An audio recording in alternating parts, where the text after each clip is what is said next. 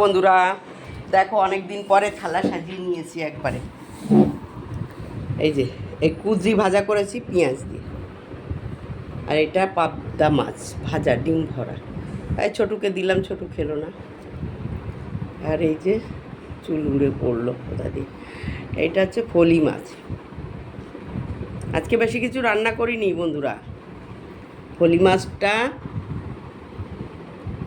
আলু আর ভেন্ডি দিয়ে রান্না করেছি, আর এটা তো সরু চালের ভাত। আর কিছু রান্না করিনি, রাতের জন্য ডিমের ঝোল করে রেখেছি। হ্যাঁ, মেয়েকে ডিমের ঝোল দিয়ে ভাত খাচ্ছে, আর আমরা দুইজন তো এই মাছটা খেতে হবে। কাল আবার শনিবার, কাল আবার আমিষের কিছু হবে না, যার জন্য এই মাছটুকু ঘরে ছিল ওই পর্যন্ত খেয়ে নিলাম আজকে রান্না করে।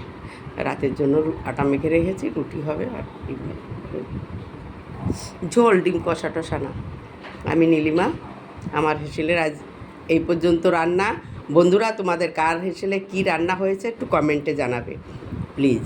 আর আমার ভিডিওটা যদি তোমাদের ভালো লাগে লাইক কমেন্ট একটু শেয়ার করবে। টাটা, আজকের মতো এইখানেই।